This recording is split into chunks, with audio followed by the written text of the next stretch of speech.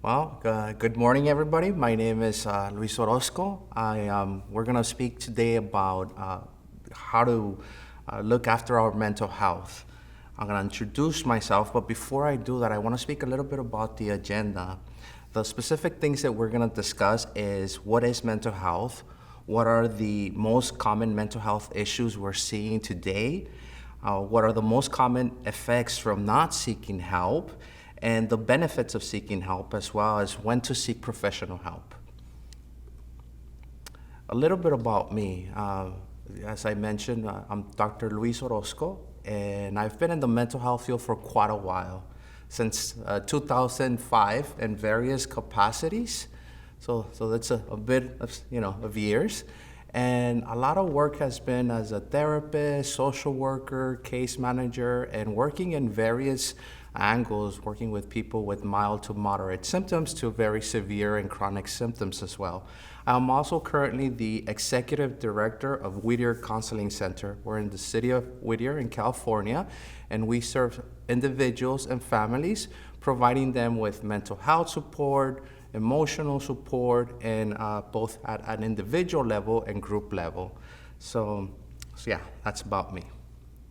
So let's start by defining what is mental health. Anyone want to give it a shot?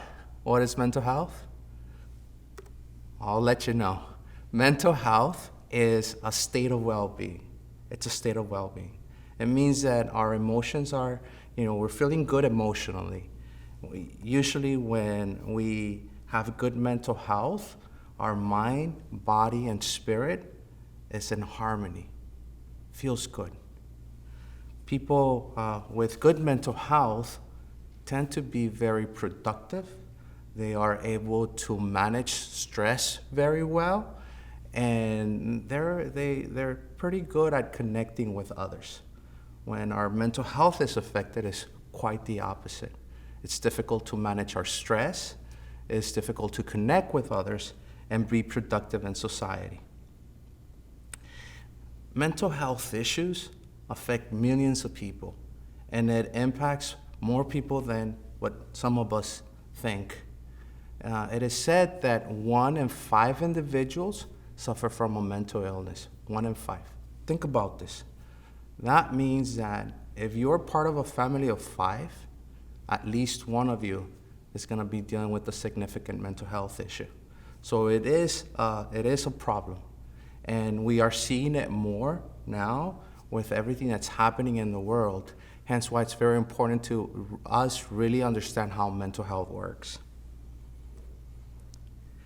And so what I'm going to do today is I'm going to speak to you about 3 of the most common mental health issues that we see. There's a lot more than 3, but we'll start with these 3 because of their prevalence and how often people deal with this. The first one being depression. And so depression is a mental health issue that affects us in many different ways. It affects a lot of people. In the United States, it affects about 21 million people. 21 million people, that's a lot of people. And so when people suffer from depression, many times what happens to them is they have low energy, they have a consistent feelings of sadness. Sometimes it's not sadness, sometimes they may get easily irritable, they get angry, frustrated easily. What's dangerous about depression too is that many times it could come with thoughts of wanting to take one's own life, which makes it very, very dangerous. There's more symptoms with depression, such as lack of energy, lack of focus, and it really, really impacts the quality of our lives. So depression, again, is very, very common among many, many people. We see it in all stages of life. We see children suffering from depression. We see young adults suffering from depression and older adults as well. Another illness, yes? Quick question. In the depression, would it affect more men than women, or is it you see it about equal? Yeah, that's a great question. I definitely we have more symptoms of depression in women, and sometimes it's not necessarily because women suffer more than depression. Some people believe is that many times women are They communicate what they're feeling a bit more, so that may skew the statistics a little bit. But to be straightforward with this, depression really affects everybody, whether you're a male or a female. But thank you for that question. Any other questions? No? Another common disorder is anxiety. It's also very, very common in our population. It is said that about 31% of our population suffers from anxiety. That's a lot of people. Usually anxiety, it shows as being constantly worried, having this sense of doom that something bad is gonna happen. It's also very physiological. People who experience anxiety, sometimes they state that they feel pressure in their chest, their heart beats fast, sweaty palms, and many times those individuals who suffer from anxiety may also suffer from something called panic attacks. And panic attacks, they're described as these horrible feelings that many times get confused with heart attacks or strokes. A lot of people end up going to the hospital after suffering from a panic attack, and once they start checking out their vitals and all those medical things that doctors check, they realize that what the individual suffered from was a panic attack. There's different types of anxiety disorders. For the sake of time, I'm kind of speaking more about generalized anxiety, but again, it is a very common disorder, 31% of the population, and it's something that we really want to take care of because similar to depression and other mental health issues, it really impacts people's quality of life. The other one that we are seeing a lot is something called post-traumatic stress disorder, PTSD. A lot of people who know about mental health, when they think about PTSD, they think about individuals who've been in combat, like in wars or situations of that nature. But the reality is that PTSD affects a lot more people than just individuals that go to war. Definitely, soldiers and people who are in combat suffer a lot from PTSD because of the trauma that they experience. But we also see it here in our neighborhoods where there's no war because of gang-related violence, domestic violence, the targeted school shootings that we're seeing, the workplace violence. And so PTSD, post-traumatic stress disorder, the symptoms usually include flashbacks, which are these memories that are pretty awful. Also nightmares, hypervigilance. Hypervigilance means that there's somebody in your back and you're worried that that person may hurt you, or you're out in the lookout thinking that something's gonna happen. So your nerves are constantly very tensed. And so those are some of the symptoms with PTSD. And needless to say, people who suffer from PTSD, also their quality of life is pretty much affected. And they are more likely to also suffer from depression, commit suicide, and end up in situations that definitely are not healthy. It's important for us to speak about stigma when we speak about mental health. And stigma, to define it, is a word that describes shame. And the context of mental health is shame and worry that one is gonna be judged for seeking help, or that one is gonna be judged for sharing with others our mental health struggles. When I think about stigma, I think about two types of stigma. One is public stigma. Public stigma is, society starts pointing at you and says, well, if you have a mental health issue, then you're more likely to be violent, which is not true. Violence is something that anybody could engage in, not just people with mental health issues. With the right amount of stress and the perfect type of circumstances, anybody could become violent. But when the public stigmatizes, they judge, they point fingers. And the person who's sharing, who's opening up, or who's struggling with mental health symptoms is become very sensitive and affected by stigma, many times preventing the individual from seeking help. But in my opinion, there's a worse type of stigma than public stigma. And that type of stigma is called self-stigma. And so what is self-stigma? Self-stigma is that I've been hearing so much that there's something wrong with me and that I'm a bad person. My self-esteem starts becoming affected by it. I start to stigmatize my own self. And I say that many times this is a worse type of stigma because you no longer need somebody to shame you. Now you're constantly shaming yourself for what you're going through, which in my opinion is very unhealthy because it does affect your quality of life. It does impact your relationships, and it keeps people from seeking help. And so the question now is, what happens when people don't seek for treatment? What happens? Well, many times what happens is that the person suffers in silence. Their life expectancy reduces significantly. There's some studies that show that people who suffer from mental illness live 10 years less than the average person. And why is that? Well, because people are more likely to engage in risky behavior. Because people are more likely to engage in substance abuse.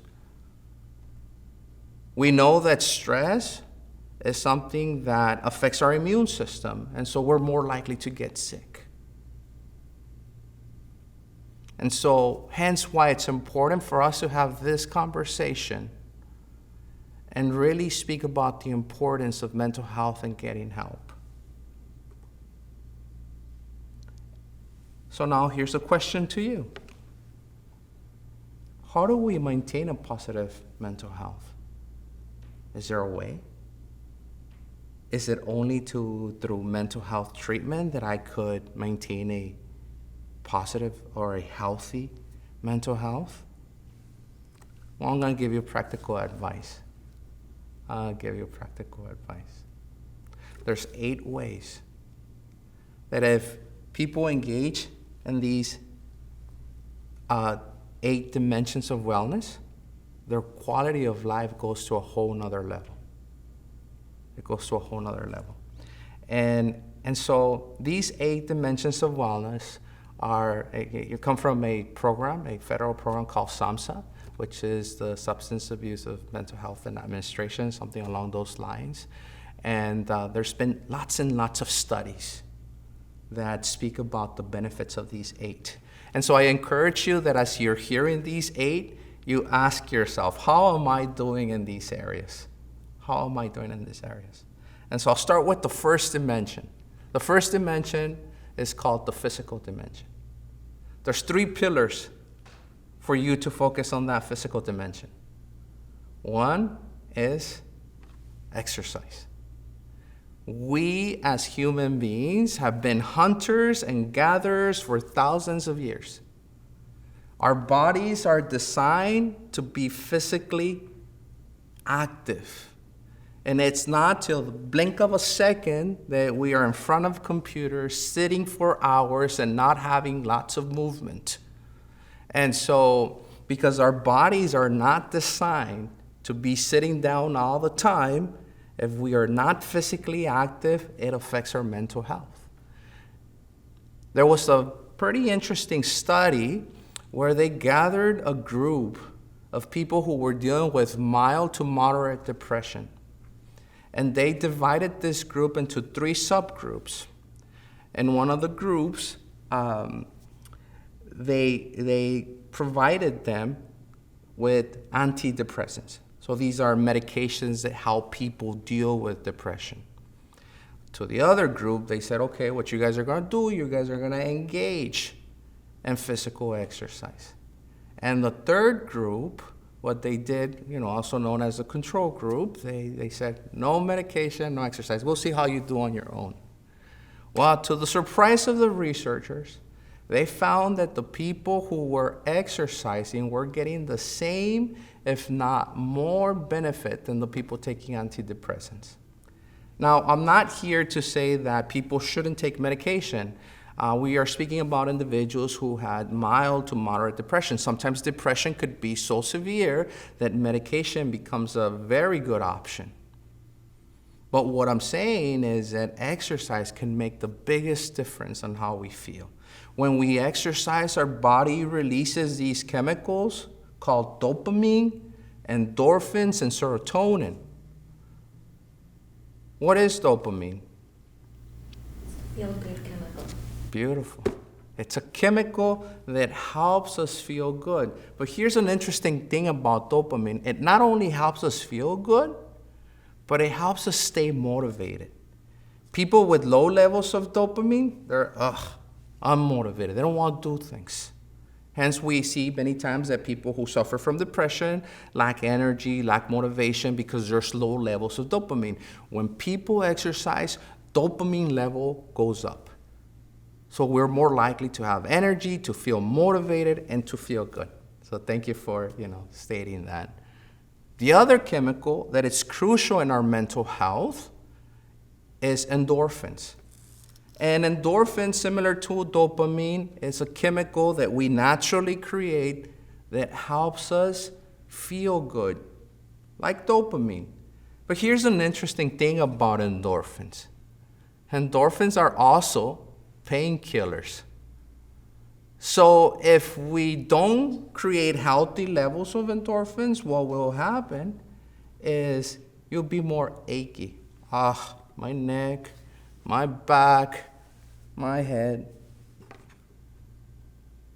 And sometimes if it's not physical pain, it could be emotional pain, which some people say might even be worse. So exercising is a very good way to increase those chemicals. In terms of the physical dimension, there's other two things that are vital. Good sleep, sometimes known as sleep hygiene. Depending on the stage of life is the amount of years that is recommended for someone to sleep. Babies, for instance, they sleep more. For adults like ourselves, it's usually anywhere from 7 to 9 hours. And every individual is a bit different. Our chemistry is a little bit different. So for some, for some people might be 9 hours. For some people, maybe 7 hours. And so hence why many times we hear, did you get your 8 hours of sleep? Because it's right in the middle. It's right in the middle. The third pillar of the physical dimension, is good nutrition. Good nutrition. Many people relate good nutrition with physical health. And most definitely, if we eat well, we're going to feel physically well. But I don't know, for some reason, there are people that separate mental health from physical health. And if you ask me, it's all the same thing. Because our brain is part of our physical body. So if we don't feel well in our brain, emotionally, we're not going to feel well physically. And hence why good nutrition is important, because if it's good for our body, it's good for our brain. And if it's good for our brain, then it's good for our emotions. Whew, lots of information. And we just covered one dimension, which is the physical dimension. Second dimension, the emotional dimension. And so what do people do to be emotionally healthy or focus on the emotional dimension? There's many things. This is one of my favorite ones because what I have to do to be emotionally healthy is do things that I enjoy. And, I like playing the guitar. I like playing chess. And so if I want to focus on, the emotional dimension, I'm going to engage in those hobbies. So engaging in hobbies and doing things that people that you enjoy, or if I do things that I enjoy, will definitely increase my mental health. But there's other ways to also focus on your emotional health. I'm just giving you one example. But another way, for instance, is connecting with the people you love, which is a whole nother dimension of itself, but some of these dimensions do overlap. Many people use pets and animals to kind of feed that emotional dimension. We know that animals could be very therapeutic as well. Third dimension, the social dimension. Just as I mentioned that we as human beings are designed to physically move, we are also designed to connect. And when we disconnect, whoa, does it affect our mental health. Hence why many times there's prisons as consequences for people who do things that, they break the law or whatever it may be. And it's a horrible consequence, because what ends up happening is they get disconnected from society and it creates a lot of pain. But what if I told you that there's tons of people who are not in a physical jail or a physical prison, but they're in a mental prison? They feel locked. They don't connect with others. And here's the interesting thing. That mental prison, there's no lock. You can't open it. Easier said than done, but very possible. And so socializing is a magnificent way to focus on our, to work on our mental health. Well, Luis, what if I'm an introvert? What if I appreciate my alone time? Well, I'll tell you that even introverts need social connection. The difference many times between an introvert and an extrovert is that an introvert, many times they have a small group of friends, but those connections are pretty intimate and pretty strong. And so even if you're an introvert and you don't like socializing a lot, it is still for your mental health that's important for you to stay connected. Here's another one, the spiritual dimension. So I'm a social worker and a therapist by trade. And in my studies and my school, we always, we're careful with spirituality in the sense that we don't want to impose our views. But I'll tell you something. Research after research has shown the benefits of spirituality. And for the purpose of this presentation, let's define what spirituality is. From my perspective, spirituality is a connection with something bigger than yourself. Some people connect to this spiritual dimension through religion, which is an organized way of doing it. It comes with the history and guides and people who've engaged in spiritual practices through an organization or through a group of people. But from my perspective, there's also other ways to connect to that spiritual self. People sometimes use meditation, nature. I have friends who consider themselves atheists. Yet, from my perspective, I think they're very spiritual. How is that? The groups of friends I'm thinking about, they're very altruistic. They help other people. They're big on social justice. If you ask me, that's pretty spiritual because it's a connection to something bigger than themselves. When we're so focused on ourselves and not connected to something bigger than us, we're more likely to lose ourselves in our own thoughts. Anyway, could keep going on and on. Next dimension is the occupational dimension. And so yes, being occupied and working and going to school, taking care of chores at home, it's pretty healthy. You know, if you start your morning by doing your bed, you're already working on your mental health. It gives you a sense of accomplishment. You start the day the right way by being productive. Luis, but what about those individuals who overwork, who spread themselves very thin? Well, yes. If you want to work on the occupational dimension, you want to make sure that you're not spreading yourself too thin. It's a balance. Next one is the intellectual dimension.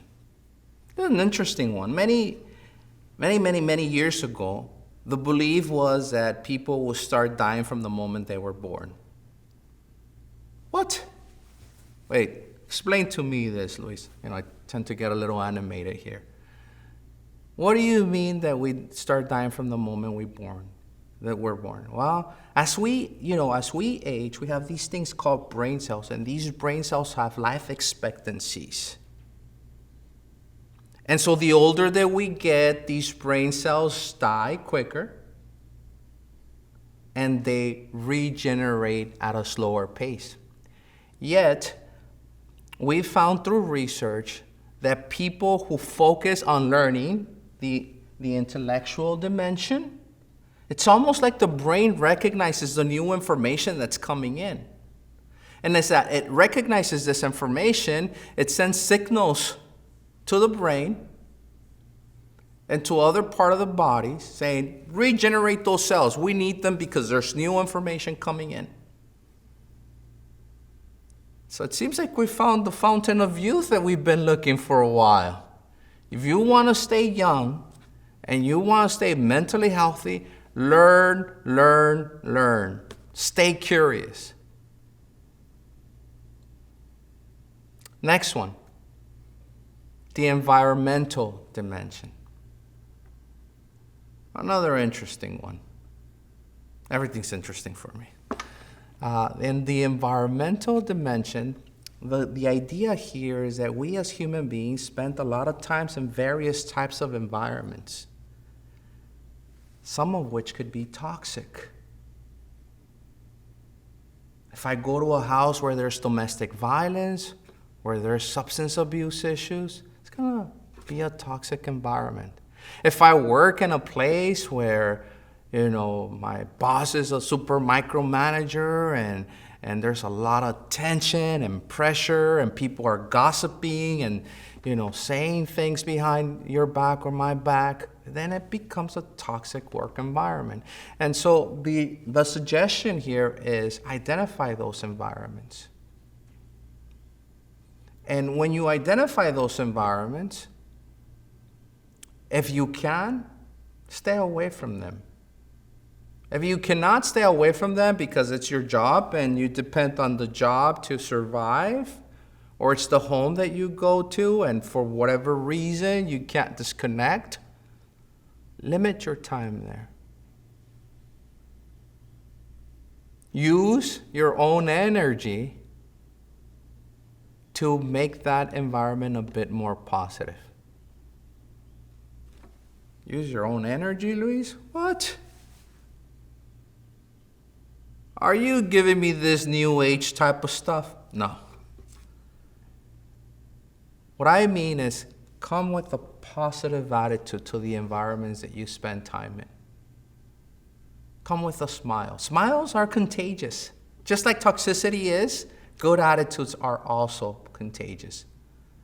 Uncluttered places.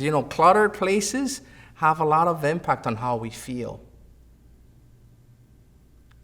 Open up the doors, the windows. Let light come in. Put a plant.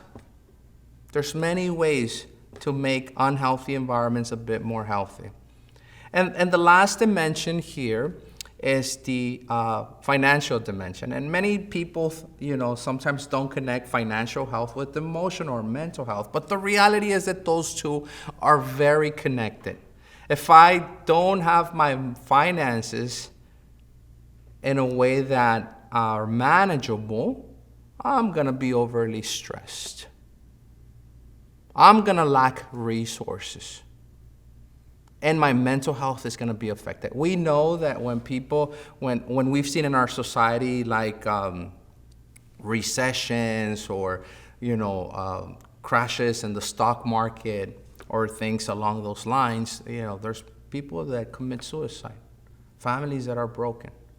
As a therapist, I've done a lot of couples therapy and family therapy, and I can't tell you how many times money is a problem. And relationships, sometimes they break apart because of financial issues.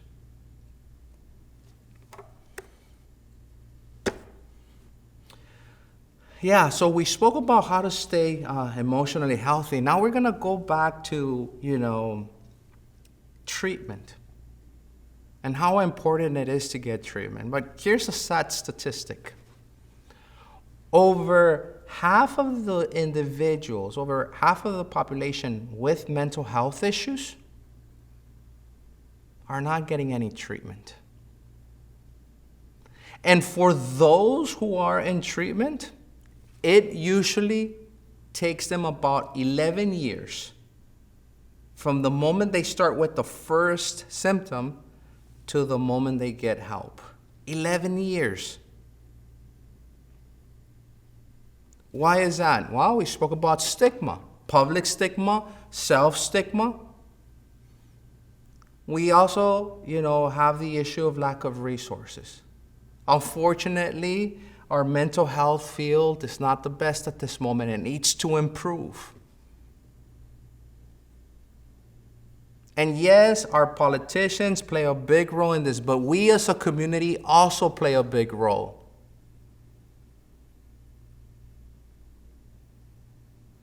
Another reason why people don't seek mental health treatment or help is because they're not aware of what mental health is or how it works.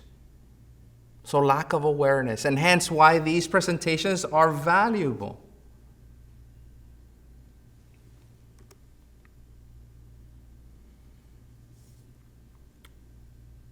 So what happens when you do everything you can to stay mentally healthy, yet a healthy lifestyle is not good enough? You still feel horrible, you're still suffering mentally, emotionally. What happens then? That's when to seek help. That's when to speak to a professional. When you speak to a professional, could be in the form of a therapist, could be in the form of a psychiatrist. That professional can guide you through the process, could help you see the different treatment options. And just by the fact of speaking to someone, there's something so powerful about putting feelings into words. It's almost like those feelings that are painful lose their power.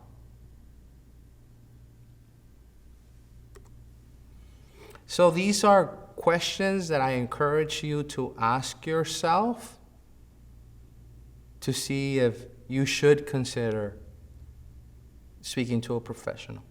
And some of these questions are you having issues with sleep or eating? Maybe you're not eating as much as you should. Maybe you're overeating. Having low energy. Do you feel scared, confused, on edge all the time? Hearing voices. There's a disorder that, I didn't put on the presentation for the sake of time, but called schizophrenia, where people hear voices, see things that other people don't see. There's more symptoms. But if you find yourself in that situation, it's important for you to get help There's treatment for that. You have the inability to do the things you want to do. Work, family responsibilities, self-care. Those are things to really kind of reflect on. Here, you're going to see helplines that could be very useful. The first one I put is 211. I love 211. Back in the day, we had this thing called the Rainbow Book. I'm aging myself, hence the white hair, you know. And the Rainbow Book was a resource book where you had all the social services. Now it's a click away or a phone call away. So it's so if you dial 211 on your phone, it'll send you to an operator. And when you speak to the operator, you let them know exactly what type of resource you're looking for, and the operator will give you information like contact information and addresses and all that for you to get that type of help. It's nationwide, so that's the beauty about it. The next one is the crisis line for people who have suicidal thoughts. The therapeutic word or the clinical word is suicidal ideation. So now it's a lot more easy. Now you don't have to dial many numbers. Now it's 988. So you could dial 988 and you'll get somebody to help you, or you could text as well. You also have the California Warm Peer line where you could speak with someone that could listen to you. If you feel like you need to talk to someone or speak with someone about your emotions. And another one that's one of my favorites is SAMHSA's Treatment Locator. I many times use this phone number when I'm trying to connect someone to mental health services, but also to substance abuse treatment. And so you call that number, it's national, and the person on the other end of the line, they'll help you get connected or give you information on where to get connected. Here's another one of my favorite organizations, NAMI, the National Alliance on Mental Illness. Lots of resources there. So family members of individuals who are having a significant mental health issue can also get help through this organization. And so here's the website, here's the phone number. And with that, I want to say a big, big thank you for your attention, and I hope that you find this presentation useful. And I think we have a question. Have you seen any, like, what's the increase that you've seen, like, before the pandemic and after in the population, like, with mental health issues? And, like, I don't know if you happen to have those numbers, or especially, or even with our youth as well. That is an amazing question. As I mentioned, I am the executive director of Whittier Counseling Center, and that agency, and the agency that I oversee, our numbers have doubled in terms of people seeking help, like literally within from the moment that the pandemic started. During that time there were also a lot of social unrest that was creating a lot of stress. And so if I go just based on experience, we see a lot more people getting treatment. I'm guessing that it's even more because as we learned through this presentation, there's a lot of people that don't seek help. I found some studies suggesting that instead of 1 of 5, after the pandemic, now we're seeing mental health issues in 1 in 2. So that means that, if you have a group of 10 people, at least 5 of those individuals are suffering from some type of mental health issue. In our youth, we see it a lot, and it's a big concern because youth is a high-risk population for suicide. And so we are seeing, we're seeing a lot of youth being affected by it. What we're doing at our agency is we are going to schools to provide support and emotional groups. We call them wellness clubs for high school students. So they have a place where they could learn these healthy lifestyles. But yeah, the youth is it's a high-risk population. Thank you for that question. Any other questions? What's the difference between a therapist and a psychiatrist? Oh, I love that question. Yeah, a psychiatrist is a medical doctor who has specialized in mental health. So yeah, they're medical doctors. Where a therapist it could be a licensed clinical social worker, a marriage and family therapist, a psychologist. There's various disciplines, various types of professionals that could be a therapist. And usually what they do is they don't prescribe medication, they do talk therapy. So thank you for that question. Yeah, bring it on. So my son's been in therapy since age 4. There's been a lot of incidents that have happened in his life. My experience with all the therapists that he has got, either they're students or they're from the school and they're always switching. So my question is it better to go with the licensed therapist or just allow him to do what they call the student therapist at school? I'm loving those questions. I get a big smile. Well, so I believe Kaiser made a study, just to answer that question, where they looked at what makes therapy very effective. And what they found that what makes therapy very effective is how much work somebody puts into it. So a lot of it has to do with the person who is seeking the help, how vested they are in their own mental health. But the interesting thing is that the second thing that made a big difference, and I read the study a while ago, so I apologize if I chop it off a little bit, but from what I remember, it is the relationship the person has with the therapist.